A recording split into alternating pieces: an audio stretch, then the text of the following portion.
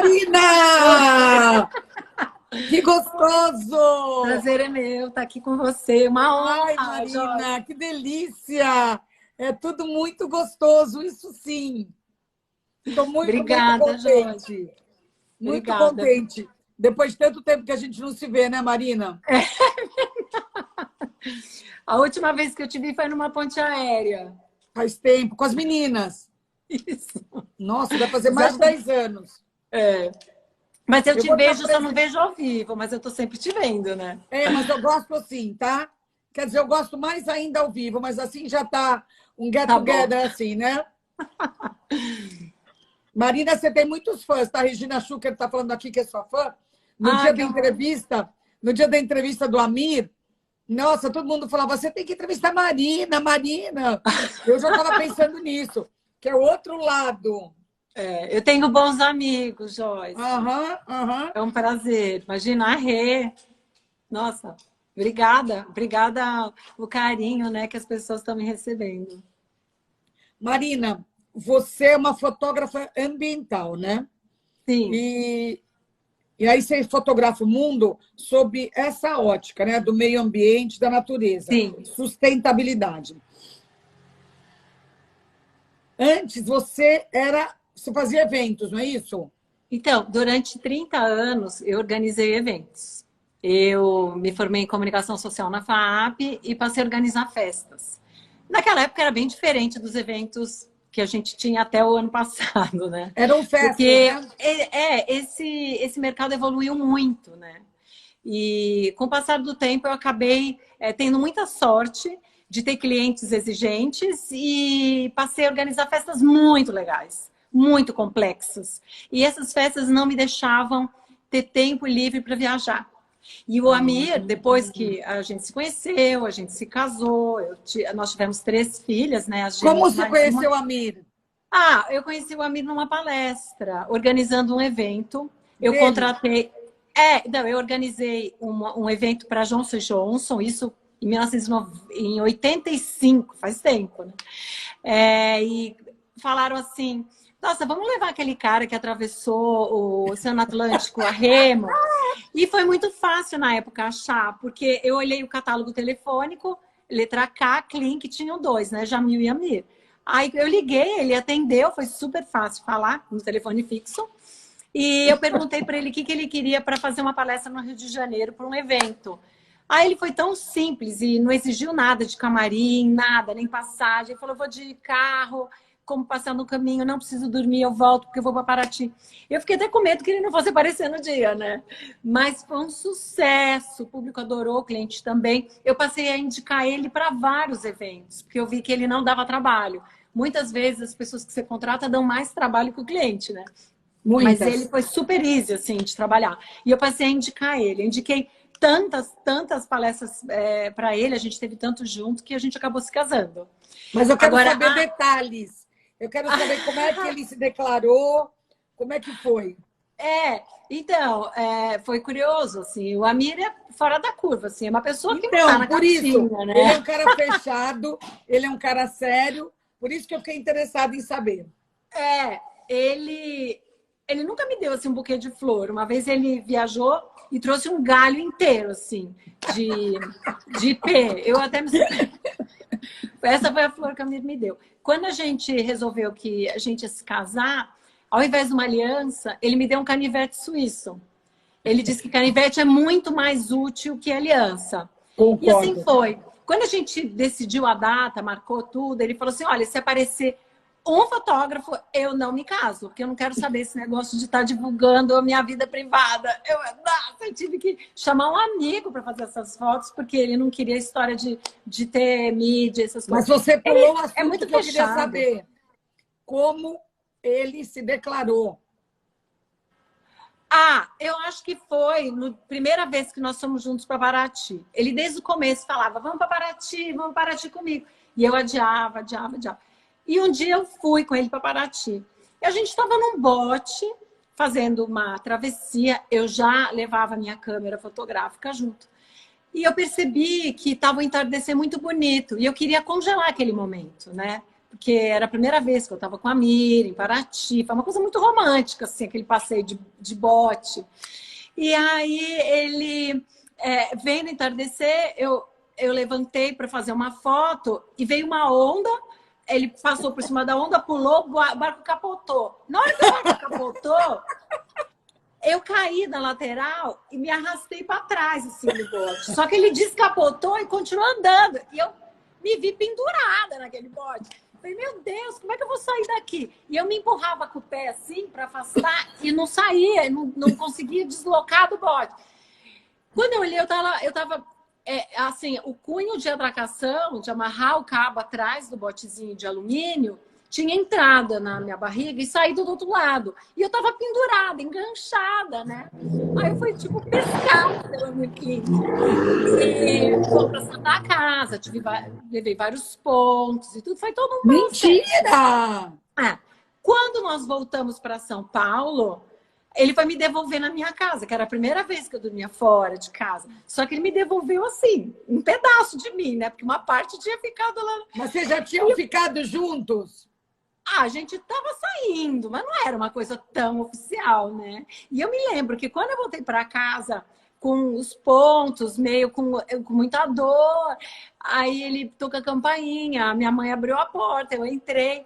Aí ela falou, o que aconteceu? Ah, dona Francisca, teve um acidente, a sua filha se machucou, mas olha, parece que tá tudo bem, já levou os pontos, acho que tá tudo bem agora, tem que esperar. Ela olhou para mim e perguntou, minha filha, você tem certeza que você quer mesmo ficar com esse rapaz? Olha só o que está acontecendo. Aí ele falou assim, não, que a gente, não é que ela vai ficar, a gente vai se casar. Foi assim que a gente resolveu se casar. Que ótimo! Foi bem assim. Foi divertido. Gostei, ele é mesmo diferente, né, o Amir? Ele é bem diferente. Uma vez ele deu uma palestra para a gente na Casa Glamurama, para nossa equipe mesmo, né? E todo mundo ficou fascinado. Né? São muito bonitas e muito profundas as palestras dele. Porque ele é muito simples, né? Ele é simples no jeito de ser, de contar as coisas. Ele faz coisas muito grandes, mas ele conta de uma forma simples. Fascinante. A Marina Lima, cantora, é muito minha amiga, né? E aí ela viu a live do Amir rapidamente, não viu toda. Aí foi ler o livro, ela não tinha lido. Aí ela falou, Joyce, eu tô lendo, eu tô pirada, me manda de novo o link da live que eu quero ver tudo. Ah, que gracinha. Ela é muito bacana. Eu falo para ela que aquele Hotel Marina tinha que pagar royalties para ela, porque ela promove muito o hotel. Toda vez eu falo, o hotel já está pagando os royalties, porque eu chego no Rio de Janeiro, piso na praia ali, Ipanema, olho para o Leblon e falo, o Hotel Marina quando acende. Eu acho que faz parte assim, do nosso inconsciente já, né? Totalmente. Ela perpetuou o lugar. Marina, o que você sentiu a primeira vez que você foi numa aventura de barco com o Amir? Para onde foi? Com o Amir ou sem o Amir? A primeira aventura que eu tive de barco com o Amir foi do acidente. Essa foi a primeira aventura, né? Em Paraty.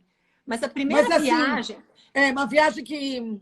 Tá. Eu posso falar, então, de 2 momentos, eu acho, né? A primeira viagem, eu fui incentivada pelo Amir. Eu organizava festas, né? Até o dia que ele falou, Marina, você tem que abrir um espaço na agenda. Eu estava com uma média de 7 grandes festas por mês. Eu tinha uma estrutura pequena, umas 6 a 8 pessoas trabalhando, mas eu fazia, assim, meu compromisso, minha responsabilidade era com clientes muito grandes. Eu não podia dar uma mancada. Então, era um checklist, aquela loucura, né? Você sabe como é o dia a dia. E um dia ele olhou para mim e disse, Marina, tá na hora de você ter uma experiência sua. Você está sempre vivendo o sonho dos outros, né? Eu falo, não, as festas estão incríveis. E ele disse, quando você organiza a festa, você está realizando o sonho dos outros. Você tem que pensar nos seus. E eu nunca tinha parado para pensar nisso. Quando ele disse isso, eu comecei a pensar numa brecha na minha agenda. E falei, vou ter que abrir mão de alguns trabalhos, mas em prol de uma experiência própria, né? E foi então que eu encontrei uma moça, na verdade que eu conheci em Paraty, ela era russa, era casada com um francês e viajava num navio russo e servia, tipo bartender. E quando ela não estava trabalhando, ela velejava de veleiro, né? E eu conheci ela em Paraty. E falando assim, em inglês, porque ela não falava português, ela disse que era possível fazer uma viagem de navio para a Antártica. Que naquela época estava começando a ter alguns navios. Hoje você compra, tem agência de viagem, mas na época era muito difícil.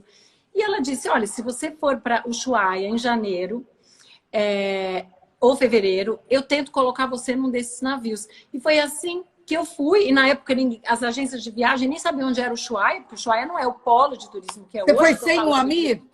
Sem o Amir.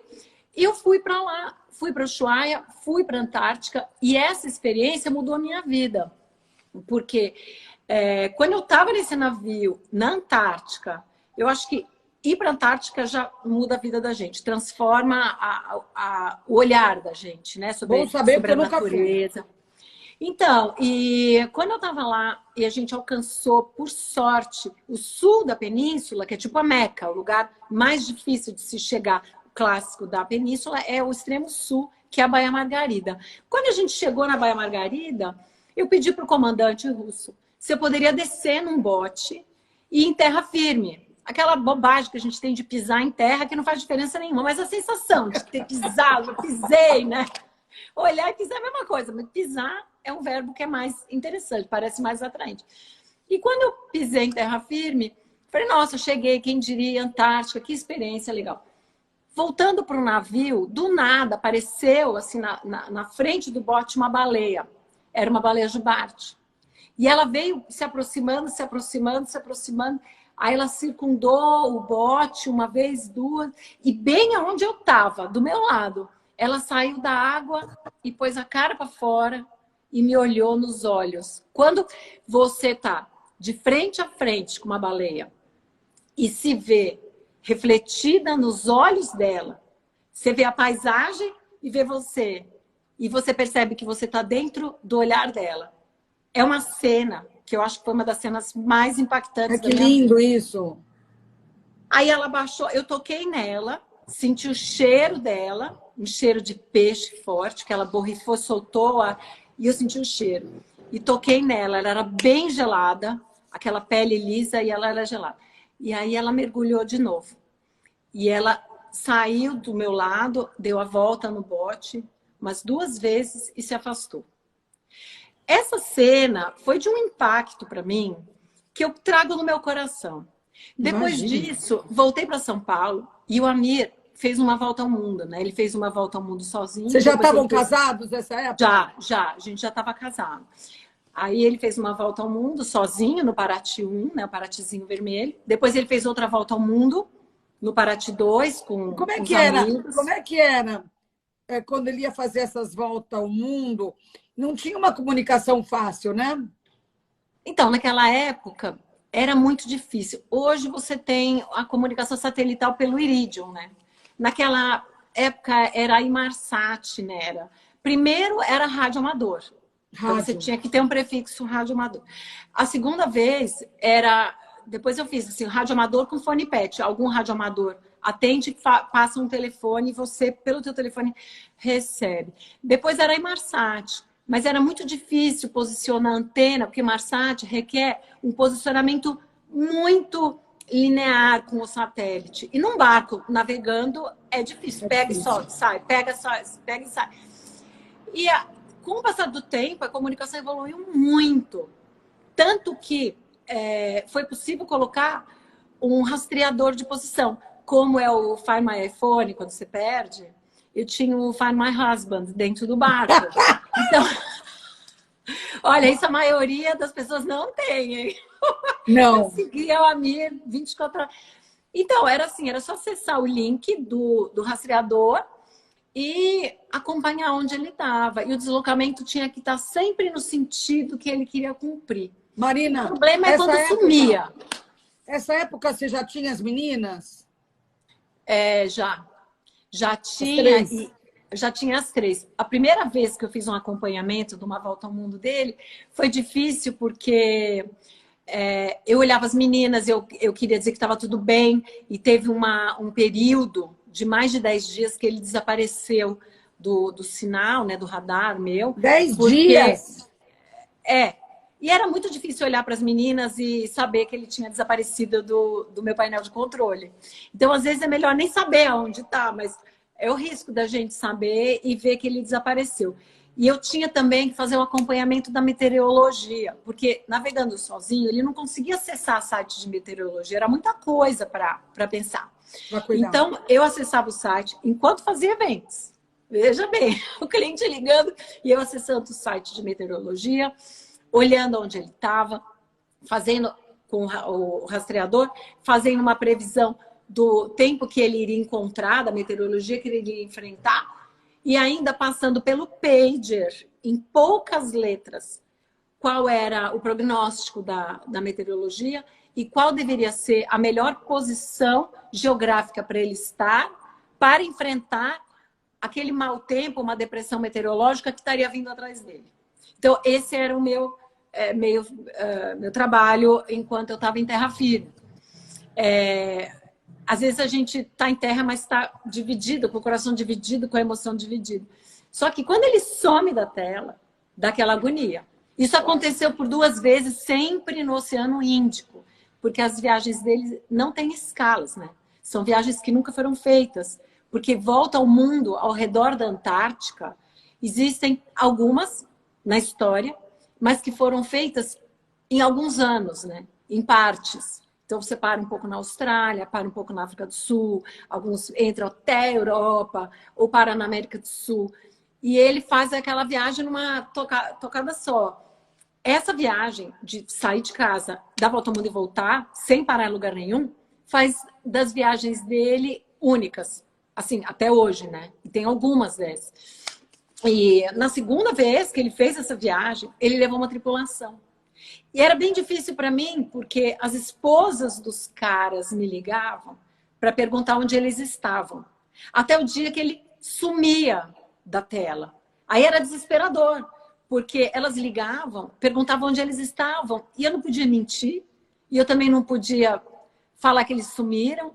Então eu falava, tá tudo bem, tá indo, tem períodos que são mais difíceis da gente acompanhar, porque tem uma área, Joyce, que eu acho que ninguém se interessa por um bando de viajantes, navegadores que estão passeando por lá, porque não tem mais ninguém lá, né? Claro. Existem aqueles navios, sim, que fazem o transporte de mercadorias, ou mesmo navios que estão fazendo algum tipo de trabalho, mas eles têm autonomia no seu posicionamento e devem mandar, sei lá, por outro sinal de satélite. Mas o rastreador deixa a gente na mão por 2 vezes. E aí é uma agonia. Em casa é difícil. Para terceiros, eu acho que é mais difícil, porque a gente tem que falar sem falar o pior, e ficavam dizendo que eu estava escondendo alguma verdade, e não estava escondendo nada. É que faz parte, né? Como eu já tinha vivido uma viagem dessa antes, eu sabia que era difícil, mas falar para terceiros sobre isso é mais difícil. É mais difícil. Bem difícil. Marina, como é que você conseguiu ter uma vida sua, né? Profissional, criar as meninas e administrar o marido desses com essas características, com essa dificuldade, com essa ausência. Olha, eu estava pensando sobre isso, por coincidência. É que eu nunca tive outro marido, então eu não sei como é. Mas eu acho que muitas mulheres, sabe, são como eu. Elas enfrentam dificuldades em casa, o marido sai, ou mesmo dentro de casa, às vezes é mais complicado. É verdade. Eu acho que é isso. Eu acho que, como eu nunca casei outra vez, espero também não casar mais. Tá bom já de marido. Eu não sei, mas eu acho que eu fui, assim, acostumando e lidando e aprendendo a lidar com isso. Mas mais interessante do que isso, eu acho que foi fazendo os eventos e tudo. Por sorte, assim, meus clientes são incríveis e eu tive essa sorte de viver essas experiências. Você não faz mais nada, né? Eu faço muito mais coisas, mas não de eventos. Não, eu agradeço. Mais. Eu agradeço até oficialmente a Mônica Silveira Mello, que foi sempre a minha cliente mais querida, porque ela foi assim, o meu grande desafio, assim, foram as oportunidades que aquela família me deu. Puxa. Enfim, o que eu acho é que entre uma festa e outra, o Amir fez uma outra viagem, e quando ele chegou em Paraty, eu estava lá com as meninas, eu olhei para ele chegando, que sucesso incrível, mais uma volta ao mundo. Aí eu abracei ele e falei assim, olha, amigo, que bom que deu tudo certo. Mas eu devo dizer, no próximo ano nós vamos também. Ele, como assim? Nós vamos assim, vamos todos para a Antártica. E eu acho que essa decisão foi a grande virada. Porque eu achava legal acompanhar, mas não estava certo eu acompanhar em terra firme. Eu acho que a gente tinha que entrar a família inteira no barco e ter uma experiência juntos.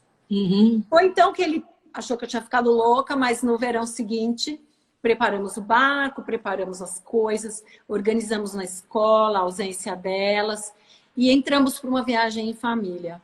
Foi uma viagem incrível.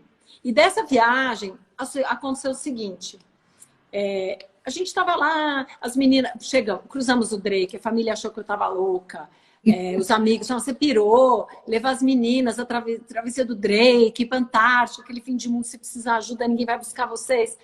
E eu estava muito segura de que ia dar tudo certo. Quando a gente estava lá, as meninas brincando, rolando na neve, aquela coisa, eu olhei e pensei assim, esse dia vai passar, a gente vai voltar para casa, essa viagem vai acabar. Eu tenho que criar uma forma dessa viagem nunca acabar. Aí eu comecei a pensar e eu pensei o seguinte, elas tinham que ter diários. Aí eu dei um caderninho para cada criança e falei, a partir de agora, que vocês estão nessa... Que idade elas tinham? A idade? A Marininha fez 6 anos no Cabo Horn. E as gêmeas tinham 8. Aí eu falei para elas, cada uma vai ter um diário, não precisa escrever texto, mas cada uma vai fazer um registro. E cada página desse diário vai ser o registro de um dia na viagem. Porque quando vocês forem grandes, provavelmente, se tudo der certo, a gente não vai... É que entrou uma ligação, não sei como fazer. Não tem problema. Já desliguei. Tá. Eu quero que vocês, adultas, abram esses diáriozinhos, vejam o dia e cada dia dessa viagem vai estar registrado. Porque tudo aquilo que a gente acha que é inesquecível, a gente acaba se esquecendo. É verdade. E aí elas não queriam, teve bastante resistência. Ah, não vale, porque isso é exploração, a gente está de férias. Depois começaram o período de aula. Adoro. Começou o período de aula, daí elas falavam assim, não, agora tem lição de casa, não vou fazer também diário. E assim, essa foi nessa toada, né? No final, elas brigavam, foram muito resistentes, mas no final elas foram aceitando. Aí teve um período em que uma começou a copiar da outra. Tem até desenhos que são bem parecidos, porque uma olhava o desenho da outra para saber como foi o dia, e aí lembrava do momento, aí faziam, e aí teve essa relevância daquele instante em comum. E no final, voltamos para casa. Mas antes de sair de lá, teve uma cena que foi transformadora também. Antes de ir embora, eu falei para a Amira assim, Amira, eu sempre com uma câmera, sempre fotografando, essa coisa do fotógrafo de se sentir um pouco mágico. Eu acho que todo fotógrafo se sente um tanto mágico, porque ele consegue congelar um instante, né? E aquele instante congelado, ele se perpetua. E aí eu quis congelar um instante e falei, Amira, eu estou a viagem inteira fazendo fotos das meninas, fazendo retratos teus que ele detesta, mas eu acabo conseguindo alguns. E fazendo fotos da natureza, fotos dos bichos todos. Eu não sabia nada de ciência de natureza, de biologia, polar, nada. Mas eu levei um guia, Lonely Planet. E esse guia, todos os bichos que eu via, eu procurava no guia, ensinava para as meninas. Eu não quero que vocês falem um pinguinzinho, vocês não vão falar, vocês vão falar a espécie. Um pinguim papua, um pinguim adelie, um pinguim... Então elas foram aprendendo os nomes oficiais de todas as espécies. Quanto tempo vocês ficaram nessa viagem? A primeira foi 45 dias. E entrou no calendário escolar, então elas faziam as lições de casa. Foi uma experiência bem ampla, assim, bem diferente para mim e para todo mundo. E, e elas iam com o tal do diário dela. No final, na hora de ir embora, eu falei, Amir, eu quero subir no topo do mastro, porque eu quero ter uma foto de outra perspectiva. Eu estou sempre fotografando todo mundo, documentando a viagem, mas na linha d'água. Eu quero ter uma fotografia do alto do mastro. E o mastro do Paraty 2 tem 33 metros, né? Do nível do chão tem 35, mas do deck para cima são 33. Aí eu subi lá em cima, com cabo, que você vai com uma cadeirinha com cabo, no topo, e lá em cima ele balança, né? Porque mesmo barco parado, como você tá muito alto, assim. O barco ficava jogando. Aí eu tava lá em cima, e de repente, eu não sei quanto tempo eu fiquei, o barco balançando, eu fotografando. Chegou uma hora que você tem que abaixar a câmera e viver, né, Joyce? Não adianta só fotografar. Só fotografar. Tem que parar, respirar. Viver o momento, né? Sentir parte da paisagem. Aí, na hora que eu me integrei naquela paisagem, de repente eu ouvi uma voz assim, eu não entendi o que era. Quando eu olhei para baixo, era o Amir dizendo assim, Marina, desce daí. As fotos que você faz não servem para nada. Quando ele falou isso, eu fiquei tão triste, que eu não desci. Eu incorporei aquilo, eu repensei. O desaforo era tanto para mim que eu quis ficar lá em cima. Aí, de repente, pensei, e na hora que eu quis, foi a grande virada. Porque na hora que eu quis, eu desci. Não foi a hora que ele quis, foi a que eu quis. E daí para frente, eu cheguei lá embaixo e falei assim, tudo isso vai mudar. Voltei para São Paulo, a gente voltou no barco. Era difícil até olhar para ele dentro do barco, a gente fica com raiva de marido que fala um desaforo, né? Mas quando eu voltei, eu decidi que eu ia fechar a empresa de eventos e que eu ia repensar minha vida. E comecei a escrever uma nova história. Aquela Marina de 30 anos de festa, cuidando dos detalhes, encerrou um ciclo. E outra Marina nasceu. Não era mais a Marina Bandeira. Agora eu era a Marina Klink. Aí assumi que eu era Klink. Falei, agora eu vou começar a divulgar as fotos das viagens. Aí o que eu fiz? Peguei, primeira coisa, juntei as fotografias da nossa experiência com as meninas, né? Dos bichos que elas viram, os lugares. Peguei os diários delas e fiz um roteiro. E esse roteiro, elas começaram a apresentar nas escolas. Eu organizava com as professoras e levava elas nas escolinhas que eu tinha algum acesso para elas apresentarem o que elas tinham aprendido numa viagem de férias de veleiro em família para um lugar onde poucas pessoas têm o mesmo acesso. Aí eu juntei o material da palestra e fui atrás de uma editora. Conversei com a Peirópolis, na época a Maristela Colucci e a Renata Borges, e publiquei esse livro com elas. Sim. Chama Férias na Antártica. Esse livro é um livro para normalmente para crianças que estão no 5º ano, 6º ano, para estimular as crianças a fazerem registros. Então, eles aprendem a valorizar o dia a dia deles, mesmo que seja em casa, pode ser até na quarentena, mas cada dia é diferente. E quando você escreve isso, você enxerga que cada dia na nossa vida é diferente. Aí publicamos esse livro, legal, que é o Férias, que já está na 11ª edição. Marina, deixa eu te contar uma coisa. Nesse meio tempo, as meninas tinham algum tipo de medo? Tinham. Elas tinham medo. Mas o que eu fazia? Eu fazia diversão. Cada vez que tinha muito vento, muita onda, os cabos vibrando, gritando, que o barco grita, o barco range, e ele grita alto. Então, dentro do barco, eu apavorada, falando, nossa, onde eu coloquei as meninas? Olha onde eu fui me meter. Mas eu tentava fazer assim, olha que legal, o barco tá gritando, vamos gritar também. Eu tava gritando, era de medo, mas eu tinha que tentar reverter isso, né? E sim, foi assim que a gente fez a viagem. Tem alguma delas que puxou mais o Amir, uma que puxou mais você? Como é que é? Tem. Aqui eu acho que é mais parecida comigo. Ela também é parecida com o Amir eu acho que de assim, ponto de vista das escolhas, né? Porque Quando eu era pequenininha, eu comecei a velejar, né? Com menos de 10 anos, eu já ganhei um veleiro Ah, do eu não meu pai. sabia que você velejava. Ah, Eu comecei a bom. velejar, eu velejava com meu pai. E quando eu Hum. fiz 8 para 9 anos, ele me deu um veleiro, o Optimist, que Ah, estava que chegando no Brasil. história! Estava chegando no Brasil. O meu irmão, que era mais velho, ganhou o barco um ano antes. Depois ele já era meio grandinho, passou para mim o barco.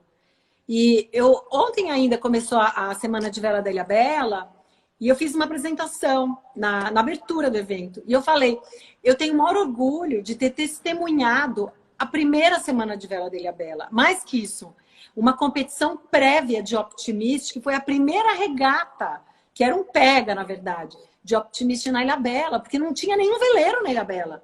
Eu estou falando de 1972. De repente, 73, eu ainda era pequena para velejar, mas eu estava lá e vi. 74 foi a primeira vez que eu participei. E é a primeira semana oficial. Então, assim, a Legal. segunda semana oficial. E eu cresci nesse meio, velejando, né? De Ah! Optimist, de Pinguim, depois de Hobbycat, de Snipe. Participei do Festival Hollywood, que era aquela loucura das regatas no Brasil inteiro, Então você com era do Hobbycat. ramo. Era. O meu pai era comissão de regata e comissão de protesto. Ele julgava os protestos. Conheci muita gente. E eu acho que uma das coisas mais legais da vela, né, de quem veleja, é isso. É uma atividade de muita solidariedade. É uma atividade onde você conhece muita gente. As pessoas se ajudam e todo mundo fica meio assim igual, sabe? Que Você conhece legal. grandes nomes dentro da água, fazendo a mesma força que você. Algumas vezes tem pessoas que você pode ajudar, que são pessoas enormes e que você não conhecia. E dentro da sua área, são pessoas de destaque, assim, CEOs de empresa. E de repente você está lá junto, de repente você está ganhando a regata dessa pessoa. E depois você vem a saber, né? Porque eu nunca me atentei o que aquela pessoa fazia, mas eu sabia como aquela pessoa velejava. Então, ao Muito longo da minha bacana. vida, eu sempre fui muito ligada a barco, a vela, né? Desde o meu pai, eu agradeço muito a ele. Minha mãe fazia os lanches, eu ia velejar. E deixa eu te Pequenininha perguntar já. uma coisa. Quando você convidava, as primeiras vezes que você convidou o Amir para fazer palestra em eventos seus, aí ele logo soube que você velejava também, né? Ah, ele sabia. Ele sabia. Aham. Ai, que Ele sabia. amor! Eu já corria regata de oceano na época, né? Aí ele fala às vezes assim, ah, Maria, porque eu vejo ele velejando, eu fico corrigindo ele, né? Aí ele fala, nossa, você acaba velejando Ah, melhor que eu. Porque ele tem uma coisa que é diferente no mundo da vela. Tem os velejadores de regata, que são muito técnicos, bem técnicos. E tem os velejadores de cruzeiro, que são cruzeiristas, são pessoas que viajam, que curtem, querem viajar. Então, são dois olhares do mesmo esporte, né? A atividade é a sim. mesma, mas um é para competir, o outro é por prazer. E eu, como competi muito, então eu olho o Amir e começo a fazer as correções. Aí ele fica. Ai, que barato! Marina, quando eu entrevistei o Amir, ele falou que uma das filhas, eu acho que é a Tamara, né? Queria um barco. Ele falou, tudo bem, desde que você consiga o dinheiro. E É, aí ela foi estudar na França engenharia é naval. isso. Aí eu Isso. resolvi que eu queria. Comecei a seguir ela. E aí, Eu gostou? achei a história. Essa aí parece comigo, viu? É essa que parece. É essa que parece comigo. Porque ela pôs na cabeça que ela quer viajar. E ela estava estudando na França. Ela comprou passagem para vir. O voo dela foi cancelado. Ela falou: mãe, não dá para ficar em casa. Eu vou aproveitar o tempo que eu estou aqui para viajar. Aí ela tem esse canal, né, no YouTube, canal no Instagram, e ela resolveu receber um convite de seguidores para levar o barco da França para a Noruega. Aí ela topou e foi. Está lá na Noruega hoje.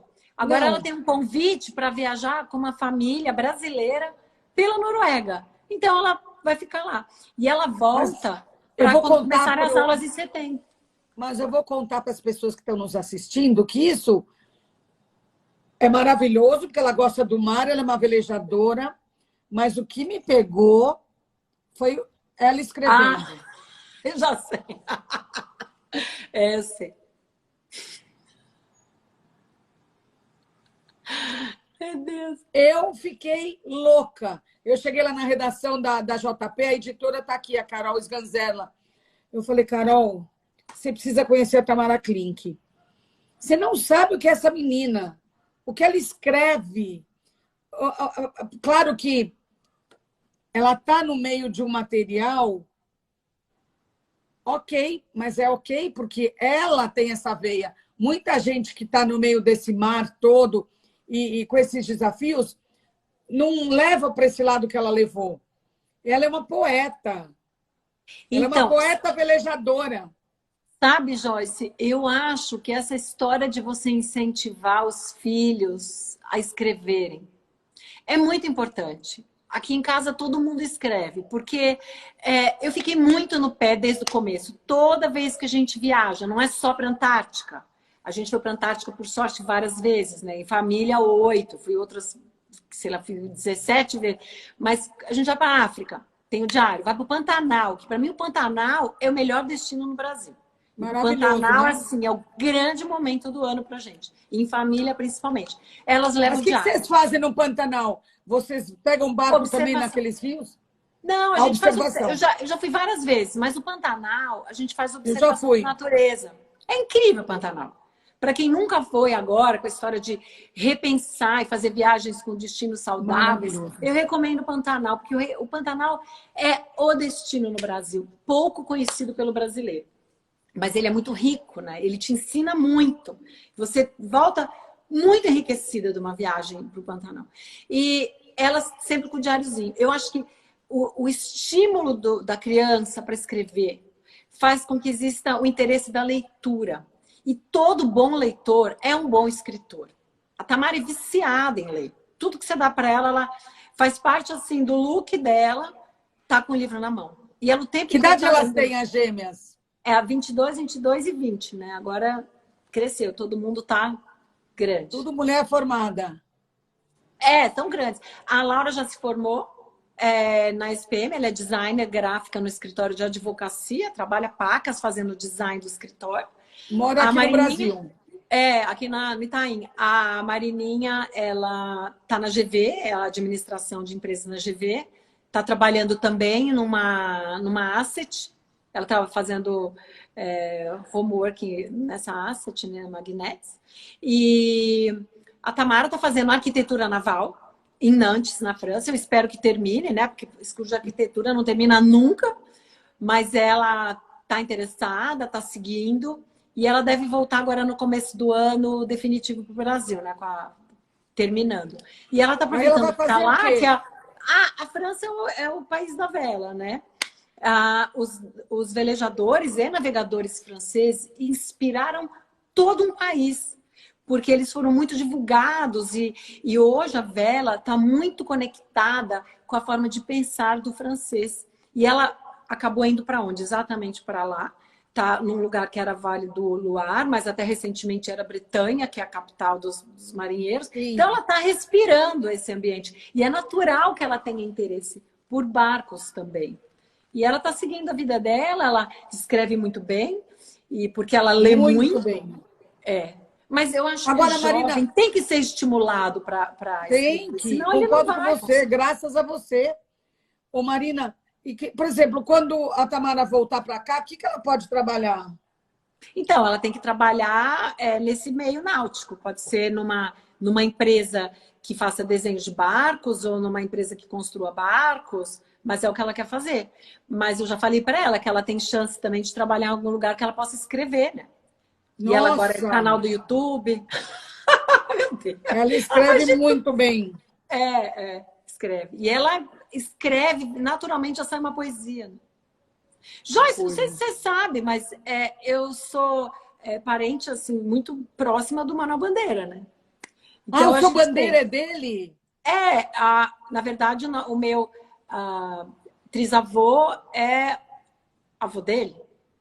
Porque os filhos se separaram, né? Mas, assim... uma coisa que eu gosto muito de fazer é estudar genealogia. Eu adoro genealogia. E eu aproveitei agora a quarentena para fazer uma árvore genealógica que eu já tô com mais de 800 pessoas da família, de vários ramos da minha família. Que bonito isso! É lindo. Então, eu sei exatamente de onde eu venho. Por parte de mãe, a gente tem parentesco com o Érico Veríssimo, e por parte de pai, com o Manuel Bandeira. Por parte de marido, é o Amir Klink. Você tá bem na foto, né, Marina? Tá bem. Eu acho que a Tamara conseguiu herdar tudo isso. Marina, se você conseguia ler nas viagens, você lê livros nessas expedições? É muito difícil. Eu leio nas viagens, eu leio normalmente assuntos conectados com o destino onde eu tô. Então eu pesquiso sobre viajantes de outras épocas que estiveram naquele lugar. Eu gosto de saber a origem do nome de cada lugar onde eu vou. Mas eu faço isso em qualquer lugar que eu vá. Quando eu vou para um destino, eu já pesquisei sobre ele. Eu acho que a viagem começa quando a gente decide ir para aquele lugar. Não é quando a gente desembarca. Você tirou da minha boca. O grande barato, eu li uma vez o Alain de Botton, e quer dizer, eu adoro o Alain de Botton, é um filósofo, né, suíço que mora em Londres a vida inteira, e um filósofo moderno. E ele fala das frustrações que existem em viagens, porque você fica sonhando com a coisa e às vezes chega lá, o quarto do hotel não é tão legal, aí chove no lugar de praia, e que o barato, de verdade, o grande prazer é a organização, o empenho, a pesquisa, tudo isso antes da viagem, porque isso é garantido. Então, falando nisso, eu escrevi um livro infantil que está publicado há pouco mais de um ano, para crianças de até 8 anos, que se chama Vamos Dar a Volta ao Mundo. Nesse livro, o que existe? Uma experiência que eu tive num avião, em que eu sempre gostei de sentar na janelinha. Eu entrei no meu lugar, tinha já um menino sentado, e eu não quis que ele saísse daquele lugar, porque assim como ele, um dia eu também quis ver, ele era pequenininho, e tem todo a história lúdica de você estar dentro de um avião, que eu acho que faz parte do imaginário infantil. E a mãe sentou na poltrona ao lado e eu fiquei no corredor, que nem era o meu lugar, mas fiquei quieta por conta do menino. E de repente, eu percebi que na hora que o avião decolou, ela deu um iPad pro moleque. E ela pegou o celular. A viagem inteira, aquele menino ficou com aquele iPad e ela com o celular. Ele não olhou, não foi estimulado nem uma única vez a olhar para fora. O que eu entendi? Que existe uma desconexão e que é importante o adulto, às vezes, conduzir o olhar da criança. Olha para fora, olha o mar lá embaixo, olha o tamanho do navio, olha aquela cidade, olha a plantação. Eu acho que são estímulos, até olha a nuvem, são estímulos a olhar para fora. E essa geração está crescendo olhando para uma paisagem numa tela de vidro quadrada e está esquecendo de abrir a janela e sentir o cheiro, sentir o vento, ver o barulho, os sons, os pássaros que aparecem, de ter um comedor, de fazer uma reconexão. Então, quando eu voltei para casa, eu pensei, vou fazer um livro para inspirar as crianças a olharem para fora da janela, através da contação de história. Porque meu pai contava história para mim, minha mãe também. E quando a gente era criança, os pais contavam história para a gente dormir. Só que numa palestra, numa escola, eu perguntei assim para umas crianças, até tinham 73, eu até contei. Quantas crianças... Falei assim, sabe quando o pai conta história para a gente dormir? Ficou um silêncio. Aí eu falei, quantas pessoas aqui o pai conta história ou contou história para dormir? Marina, meu pai e minha mãe não me contaram. Uma criança levantou a mão e uma lá no fundo falou assim, a avó serve. Foi então que eu decidi fazer esse livro. Vamos dar a volta ao mundo. Eu também, não ouvi história nenhuma. Então, que tem que ter. Então, a mãe conta história, são diferentes biomas da Terra, lugares que a gente visitou em família, todo ilustrado. E aí abre e conta a história de um lugar específico. E aí a pessoa, que é o pai, alguém que está lendo, conta. Eu tive uma experiência assim, que eu vi o céu. Eu lembro que eu estava numa viagem. Eu lembro que eu estava numa situação. E tentar reconectar.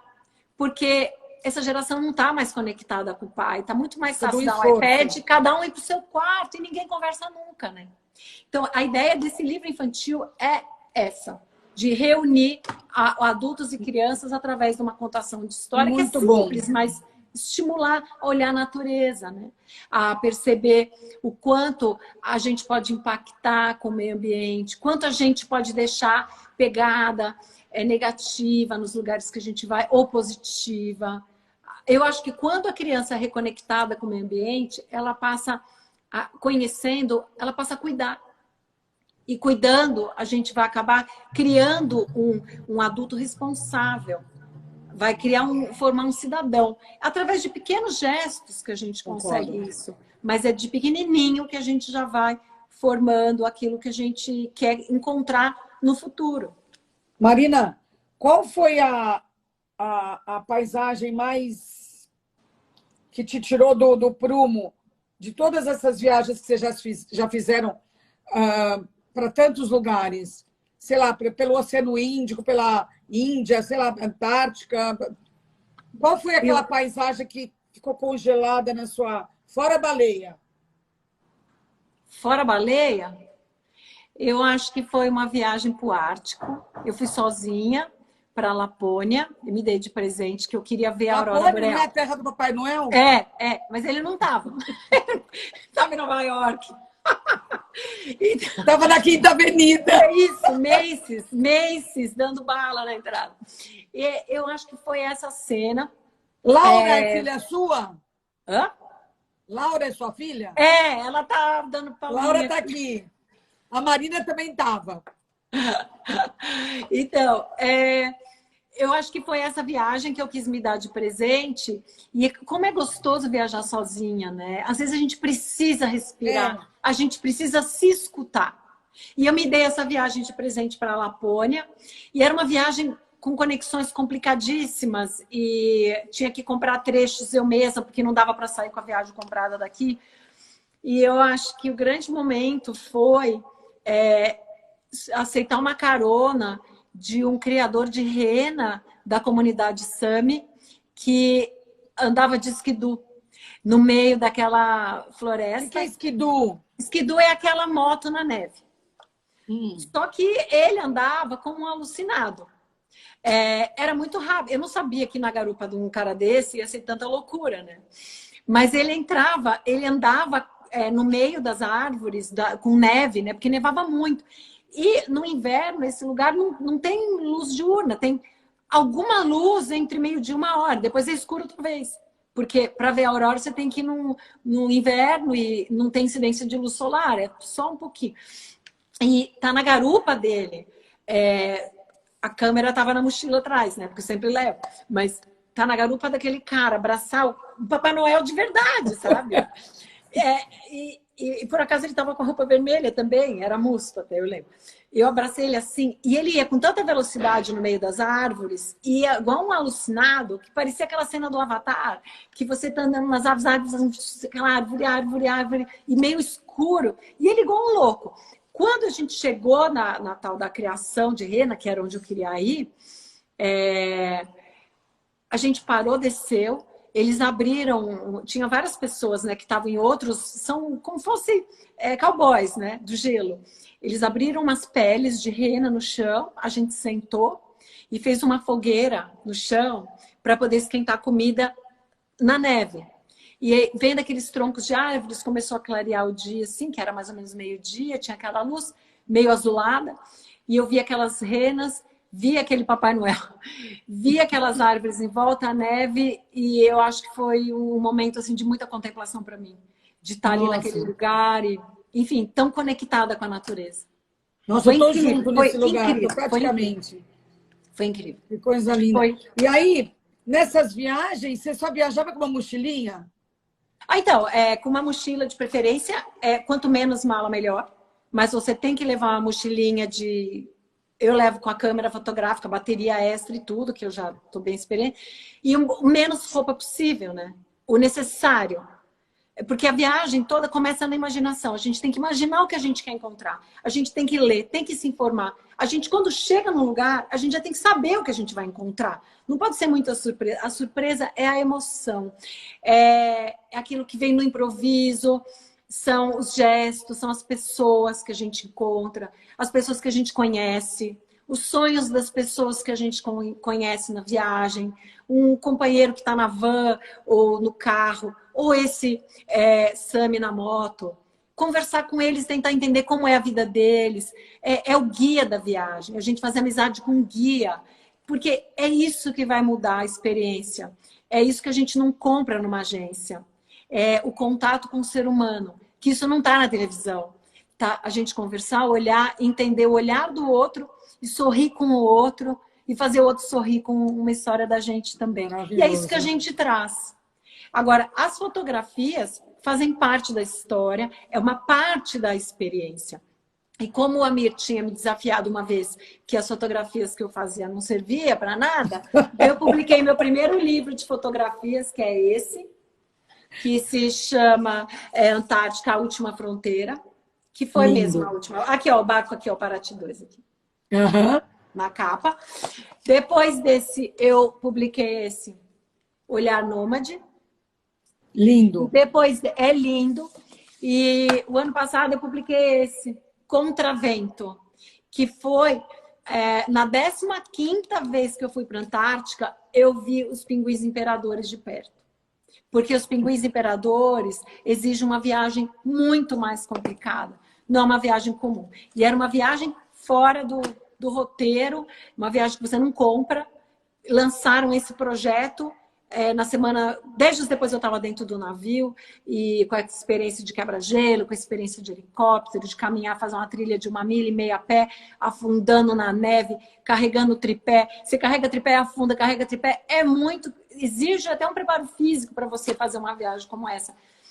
Mas na hora que você encontra um fog, um vento, uma nevasca, e de repente você começa a sentir o cheiro dos pinguins e começa a ouvir o som deles, e você para e respira e olha para frente e aquele fog desaparece e você vê os pinguins imperadores na tua frente.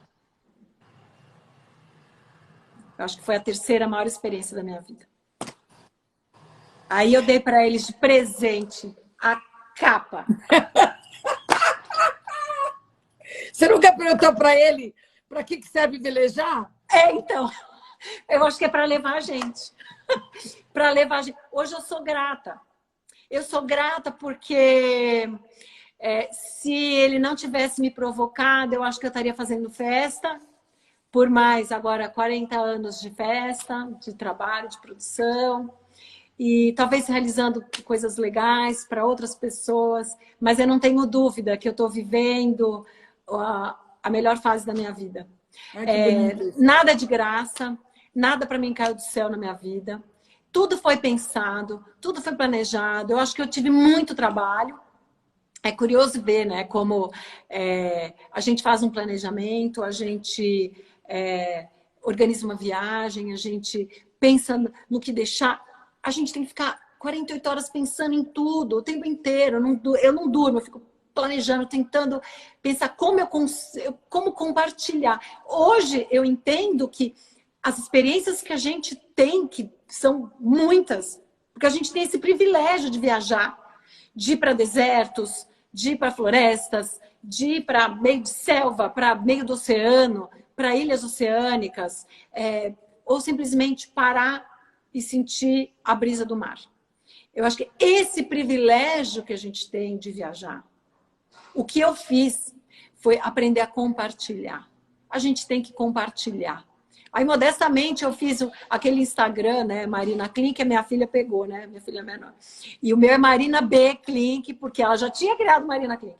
Marina B. Klink, porque sou bandeira, né? Eu sou bandeira antes de ser Klink. Sim. E aí eu consigo passar um pouquinho das viagens que eu faço. Outro dia eu estava navegando, assim, olhando. Falei, caramba, quanta viagem eu já fiz, né? Que eu nem lembrava desses detalhes. Mas eu acho que quando a gente conversa, quando a gente fala com as pessoas, é muito mais do que mostrar um monte de imagem. É legal ter Instagram, mas eu acho que conversar, ou mesmo escrever, quando você publica um artigo, quando você publica um livro, você faz divide, que as pessoas viajem junto. Você divide a experiência. Você compartilha, de verdade. E que bom agora. Eu acho que essa pandemia está fazendo as pessoas repensarem, né? Ao invés de comprar um ticket para entrar numa fila, num lugar, as pessoas estão começando a voltar a pensar em lugares saudáveis, em natureza, a sentir mais, a mostrar menos. A gente precisa muito menos. A gente fez uma viagem uma vez para a África. Eu levei as meninas para fazer aqueles safaris, né? Zâmbia, Zambésia, Rio Zimbábue. As nossas malas não chegaram. A gente passou 15 dias com a roupa do corpo. É vantagem para fazer o check-in, porque cadê as malas? Não temos. Na hora de sair, check-out também é simples. A gente só paga e sai. Agora, é com a roupa do corpo. Isso foi um grande aprendizado. Maravilhoso. Eu estava com as 3 e a gente ficou 15 dias com a mesma roupa. Isso foi um aprendizado. Conclusão, o que eu percebi? Na hora de voltar, no último dia, a mala chegou. Porque como a gente ficou viajando, as malas chegavam no lugar e desencontravam da gente. Você já estava em outro. Quando a gente chegou no último dia de viagem, na recepção do hotel estavam as malas. Eu falei, não acredito que agora não precisa mais. Era melhor ter entregue em casa. Mas aí trouxemos as malas de volta. Então, isso que a gente aprende? Que a gente precisa muito pouco. Que na maioria das vezes a gente viaja e leva roupa para passear. Se a gente olhar a mala, vai ver que um monte de coisa que a gente carregou não usou. Conclusão, o menos é mais. Ser simples é mais. E viajar é a experiência. Não é a roupa que você usa, que você põe. Se você não está com frio, não precisa nem combinar a cor. O que a gente precisa é viver aquela experiência, sentir o cheiro, sentir o sabor, conversar com as pessoas, ouvir o idioma, interagir com outras pessoas e ver o que elas estão buscando, se elas estão buscando a mesma coisa que a gente. Então, eu acho que de tudo isso que eu já vivi, eu sou grata pelas experiências que eu tive, pelos eventos que eu organizei, e eu sou muito grata pelo desaforo que o Amir me fez. Porque foi graças à provocação dele que eu repensei a minha vida e passei a aproveitar mais, passei a viajar mais, a registrar mais e a compartilhar mais. Porque não é todo mundo que tem a oportunidade que a gente tem de ir para lugares tão incríveis. Tem gente que nem sonha em ficar carregando uma mala com um tripé, no meio da neve, no meio do nada. Essa viagem para a Lapônia, um táxi, foram 3 conexões aéreas, 3 trocas de avião, mais um trecho de carro, e mais chegar num lugar que eu não sabia onde era, no escuro, porque lá sempre é escuro, mas é incrível. E ser deixada no meio de uma estrada pela motorista, que não entendia a minha língua, não falava inglês, e fazia só o gesto que era aqui. Quando ela foi embora, eu estava no meio do nada, uma estrada sem placa, de neve até o joelho, e era ali que eu ia ficar. Procurar que lado que era, ouvir o latido dos cachorros, entender que tinha alguém que estava ali, que era a criação de cachorro, que era lá que eu ia. Mas assim, são essas experiências que fazem a gente ser quem a gente é. E são essas experiências que fazem a gente valorizar o que é importante de verdade para cada um de nós.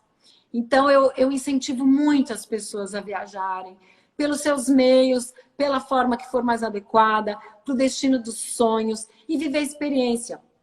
A viagem começa na imaginação. A gente tem que imaginar onde a gente quer, ler e chegar sabendo e estar pronto para desfrutar. Abaixar um pouco o celular, parar essa história do selfie, parar de compartilhar tudo e viver um pouco mais. Maravilhosa! Olha, eu recebi um monte de palmas, sabe por quê? Que live incrível que você escolheu a Marina e eu recebi, ó. Então, eu tenho que te agradecer duplamente, tá? Tenho que te agradecer por essa conversa maravilhosa, inspiradora. Foi muito melhor do que eu já imaginei que seria. Estou muito feliz de estar mais próxima, de ter entendido um pouco mais de você, ter conhecido um pouco mais. E queria te dar parabéns. Ai. Parabéns. Eu estou muito feliz de estar aqui. Olha, você recebeu milhões de palminhas, viu? Olha aqui. Leia Clabin, a Rani, Vera Lambiase, todo mundo assim, ó. Ai, que amor. Manda um beijo pro Amir, fala para ele que ele é um cara muito sortudo, tá? Um beijo para as meninas. Obrigada. Quando elas estiverem por aí, me chama, quando acabar essa loucura, me chama um dia para a gente tomar um café com as meninas. Vamos tomar. Muito obrigada pela oportunidade. Obrigada a você, querida. Obrigada. Parabéns. Tchau, tchau. Tchau.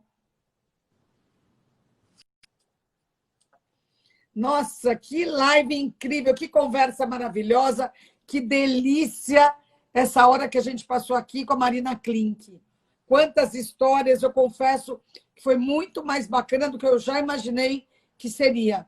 Agradeço a presença de todo mundo aqui. Agradeço as meninas Klink que estavam aqui prestigiando a mãe. E agradeço vocês todos por essa maravilha que a gente teve aqui hoje. Está gravado. Isso aí vai estar no IGTV do Glamurama. É só entrar no Instagram do Glamurama, vai lá na TVzinha, IGTV, vai estar gravado lá para sempre. Beijo para todo mundo. Até amanhã.